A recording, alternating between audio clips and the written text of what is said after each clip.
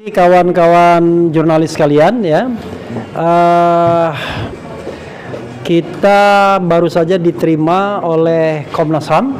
Alhamdulillahirrabbilalamin, yang menerima langsung Ketua Komnas HAM Ibu Anis Hidayah, dan kemudian tadi Wakil Ketua dan juga Komisioner Bidang Pengaduan namanya Prabianto Wibowo.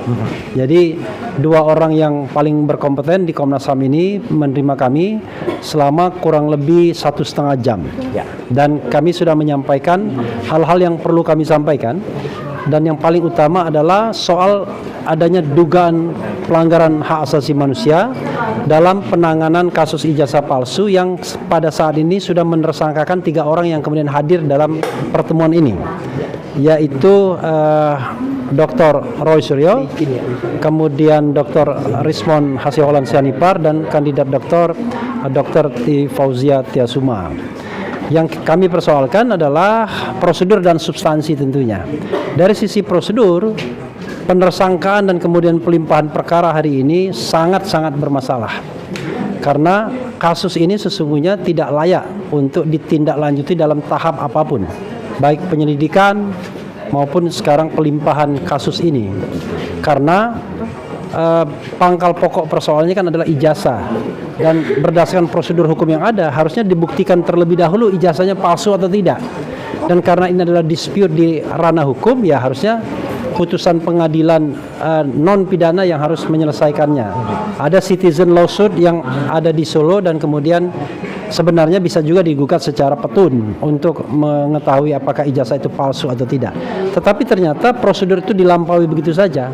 Bahkan mereka ini selain sebagai ahli, peneliti juga berstatus sebagai saksi ketika kasus ini menggelinding pada tanggal kurang lebih 15 April. Padahal berdasarkan Undang-Undang Perlindungan Saksi dan Korban, mereka tidak boleh dilaporkan atau dipidanakan.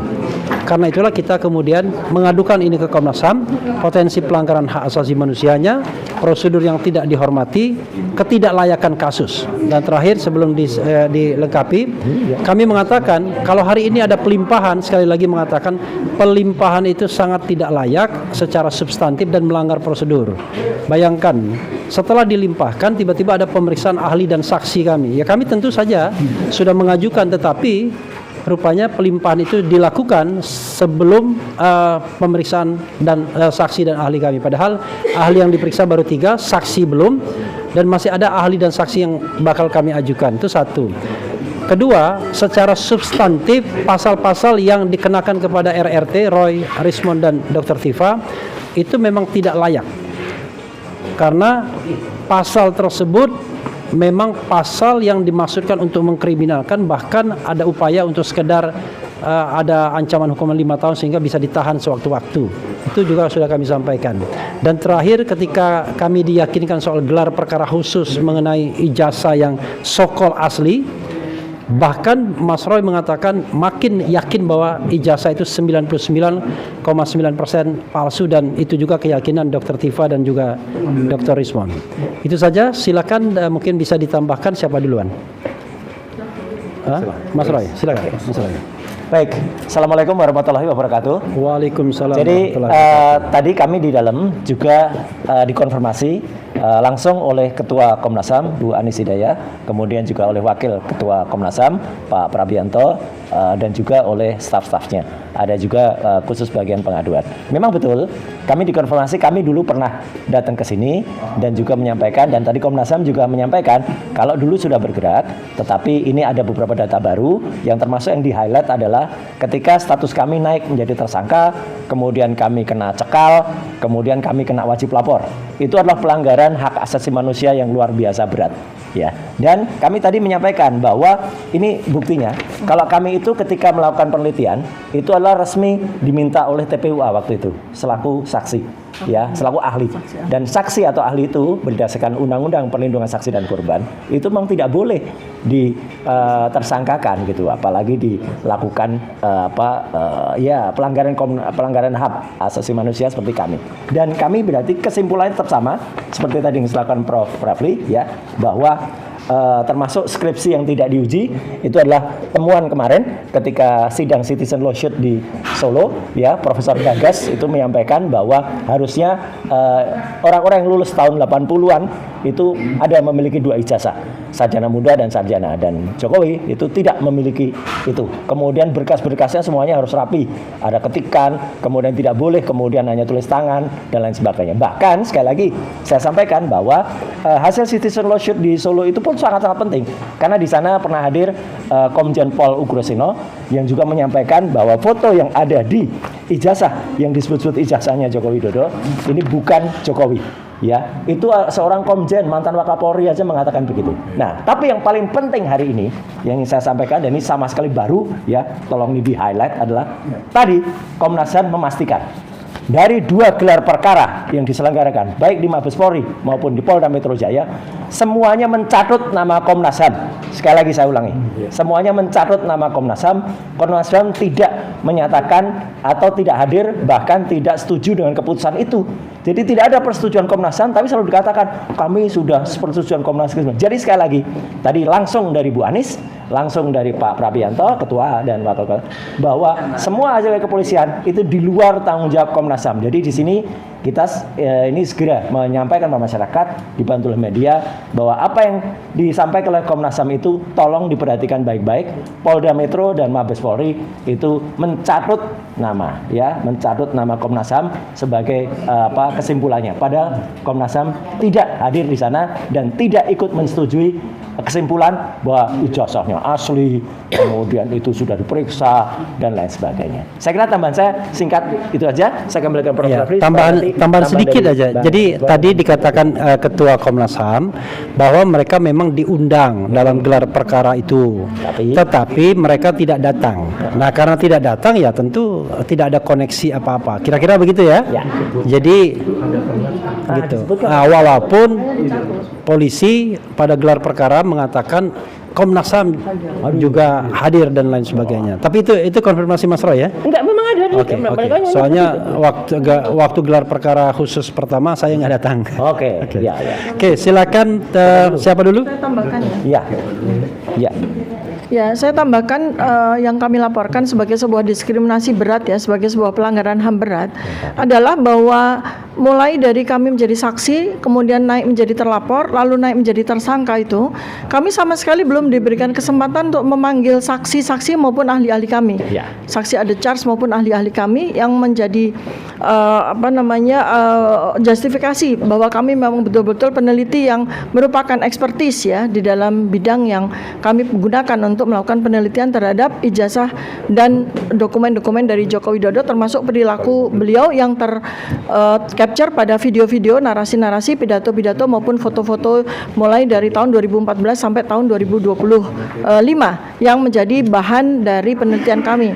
Nah, kemudian berkas kami, ya, sebagai tersangka sudah dilimpahkan oleh Polda Metro Jaya itu di tanggal 13 Januari 2026. Padahal tidak ada satupun saksi-saksi kami maupun ahli-ahli kami yang sudah diperiksa oleh Polda Metro Jaya. Artinya berkas itu adalah semacam mangga karbitan yang mentah dilemparkan ke kejaksaan.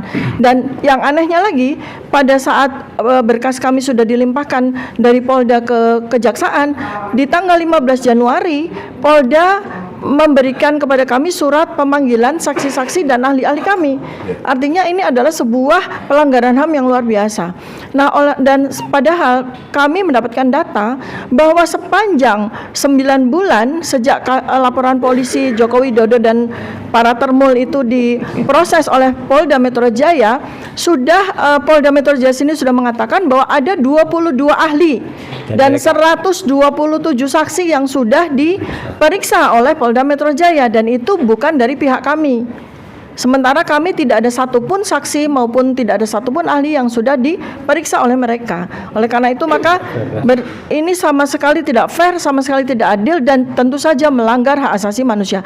Oleh karena itu pada kesempatan ini kami bertiga beserta semua penasihat hukum kami bicara kepada 280 juta rakyat Indonesia, dan mudah-mudahan sampai kepada Presiden Prabowo Subianto, juga sampai kepada Kapolri, juga sampai kepada Komite Transformasi reformasi kepolisian ya, bahwa Polda Metro Jaya itu tidak menunaikan hak kami sebagai warga negara. Oleh karena itu maka kami minta agar kami diberikan kesempatan untuk menghadirkan semua saksi-saksi yang sudah kami siapkan maupun ahli-ahli yang sudah kami siapkan, dan proses ini tidak boleh dianulir, proses ini tidak boleh diganggu sampai selesai saksi-saksi kami dan ahli-ahli kami diberikan kesempatan untuk memberikan penjelasan. Terima kasih. Ya, Dr. Rismon.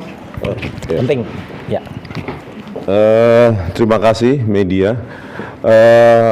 Tadi kami sangat kecewa ya menemukan fakta bahwa Polda Metro Jaya dan Mabes Polri ketika melakukan 2 gelar perkara khusus sengaja mencatut HAM, Komnas HAM ya, Komisi Nasional Hak Asasi Manusia, untuk melegitimasi bahwa apa yang mereka lakukan itu sesuai dengan nilai-nilai hak asasi manusia. Ini kami sayangkan. Bagaimana tidak beretikanya Polda Metro Jaya maupun Mabes Polri itu mencatut ya Komnas HAM, padahal Komnas HAM tidak hadir. Dan itu kami dapatkan informasi ini langsung dari Ibu Anis Hidayah sebagai Ketua Komnas HAM, baru saja beberapa menit yang lalu di dalam ruangan di dalam ya ruang pengaduan tadi ya. Nah, satu itu poin. Yang kedua adalah kami tadi menyampaikan bagaimana relasi kuasa ya sangat tercium bau ya. Relasi kuasa, bagaimana kita dengarkan cerita dari Bang Egy Sujana yang meminta kepada terlapor yang bukan lagi presiden, yaitu Joko Widodo, untuk memanggil Kapolri, memerintahkan Kapolda Metro Jaya, memerintahkan Direskrimum, langsung saat itu dipanggil Kompol Sari sebagai ajudannya, dan ternyata muncul di situ di Reskrimum Polda Metro Jaya, salah satunya Kombes Iman Imanuddin dan Ibtu Rosadi, dan itu terkonfirmasi baik oleh Damai Hari Lubus, baik oleh pengacara Egy Sujana, Eli Daneti, maupun baik oleh Egy Sujana lewat telepon saya dengar gitu loh. Mereka bertiga hadir di situ. Ini kan sudah melanggar. Bagaimana orang yang memproses kami, menyidik kami, tiba-tiba ada di rumah Joko Widodo dan gampang diperintah-perintah. Ya. Yang ketiga yang kami sampaikan adalah kalau kemarin keluar keputusan Mahkamah Konstitusi untuk melindungi kerja-kerja jurnalistik wartawan dari kriminalisasi, dari penuntutan pidana, terus bagaimana dengan nasib kami peneliti? Kami sudah puluhan tahun meneliti, sama harusnya hak kami seperti wartawan menuliskan buah pikiran kami dalam tulisan. Jangan salah, tulisan itu bisa mengubah dunia, bukan hanya Indonesia. Ya, tulisan itu bisa mengubah dunia. Ya, poin keempat, rencananya minggu depan kami akan memberikan gratis 1000 buku Gibran Endgame Wapres tak lulus SMA. Ini adalah kerja pikiran, ya, tulisan. Ya. Oleh karena itu kepada DPR dan DPD 1000, masing-masing dapat 1, tiap anggota DPR, DPD maupun staf ahlinya minggu depan. Kalau bukunya sudah kami siapkan 1000, tinggal menunggu korespondensi dengan tim PH ya Bala RRT dengan pihak sekretariat DPR maupun DPD. Ya, oke, terima kasih teman-teman atas kehadirannya. Terima kasih. Dikit aja ya, karena masih banyak pertanyaan. Kenapa pada saat gelar perkara khusus kemarin saya, Dr. Rismon dan Dr. Tifa bisa langsung menyatakan ijazah itu yang ditampilkan meskipun itu katanya asli, saya langsung mengatakan palsu ya. Kenapa? Karena foto ini sangat jelas sekali. Foto ini tidak mencerminkan foto yang usianya 40 tahun. Nggak usah jauh-jauh. Di sini ada buktinya. Coba lihat fotonya Mbak Okta aja. Ya. Itu baru berapa tahun gitu? ID card-nya. Nah, ID card-nya itu. Itu aja sudah. Itu kena ujian. Loh, ini kan sudah ini 40 tahun. Fotonya masih kayak gini. Dan teknologi jadul. Dan teknologinya lama lagi. Terus ada tangan yang katanya bisa embus, merasakan embusnya. Jadi itu ya, clear ya. Jadi sekali lagi 99,9% palsu. Apalagi keterangan ya, ini yang penting sekali ya, untuk mengunci, ini kuncian terakhir ya, bagi kepalsuan dari ijazah tersebut ya. Ya, siap. Yaitu apa? Sesuatu yang tidak mungkin dipalsukan, yaitu apa? Hologram. Nah, Ya, tuh, ada. hologram. Jadi ini adalah sesuatu rahasia dari ijazah. Nggak mungkin, itu tidak bisa, tidak bakal bisa ya. Jadi itu kuncian. Kalau mereka mungkin bisa menambahkan embos-embosan ya, embos palsu, karena mereka juga tidak memahami apa arti embos itu. Embos itu adalah cap ceklok untuk mengunci tanda tangan. Mereka tidak tahu artinya itu dan tidak bisa itu dipalsukan. Kemudian mereka menambahkan watermark, mereka menambahkan lintasan stempel, tapi pastilah bahwa mereka tidak akan bisa menambahkan hologram. Terima kasih. Oke. Dan timbul hologramnya timbul kan? Ya. Oke, terima kasih semuanya. Ada tiga apa? Terima kasih Pengacara ini, Pak Tony. Ya, perkara RRT sudah sampai di tahap di kejaksaan. Nah, kemudian sebagaimana kita ketahui, tanpa mengurangi rasa hormat kita kepada kejaksaan yang telah menorehkan prestasi dengan berbagai kasus korupsinya, yang kita lihat ada uang triliunan disampaikan di konferensi pers kejaksaan. Ada satu pertanyaan yang kita ingin tanyakan kepada kejaksaan, Silverter Masustina kapan dieksekusi? Nah, bagaimana Mas Troy? Iya. Kita nari-nari gini kayak di depan kolam.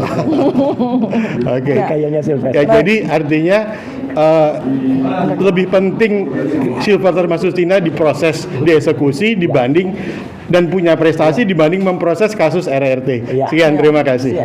Baik, terima kasih banyak. Tapi setelah ada audiensi ini, langkah berikutnya apa sih Pak? Ya, kita tuh kan tadi beliau Bu Anies sama Pak Prabianto tuh sudah menyatakan kalau kami sudah melakukan penolakan, nanti akan diterbitkan lagi rekomendasi Komnas HAM. Ya, oke, itu ya. Tadi bukti-bukti penunjang apa aja yang dibawa? Iya, sama seperti laporan tadi, buku kita nyerahkan buku Jokowi White Paper, kemudian bukunya Bang Reswon, Gibran Endgame itu juga disampaikan. Nanti buktinya nanti akan sampaikan Pak Refli. Salah satu saya juga akan nambahkan. Karena dulu saya pernah menyampaikan presentasi tertulis kepada Pak Prabianto yang kesimpulannya tadi yang saya sampaikan bahwa ijazah itu adalah palsu karena skripsinya juga palsu. Jadi mention kami Komnas HAM itu adalah institusi taktis langsung di bawah presiden. Ya. Dan karena ini melibatkan perilaku dari mantan presiden ke-7 ya, presiden ke-7, maka seharusnya seyogyanya Presiden Prabowo Subianto kali ini juga concern memberikan atensi kepada permasalahan anak bangsa ini. Terima kasih. Jadi yang dilaporkan ini spesifiknya ke Kapolda Metro Jaya atau? Enggak ya, kasus pelanggaran hak asasi manusia terhadap kami. Itu. Ya. Oke. Cukup. Cukup? Ya, baik. Kalau ini bukan bukti ini ya, bukan ya, lain. Ini BPKB VW merah. Mau di-spill. Nanti ini lain waktu. Siapa punya nih? Siapa punya? Katanya punya ponakannya.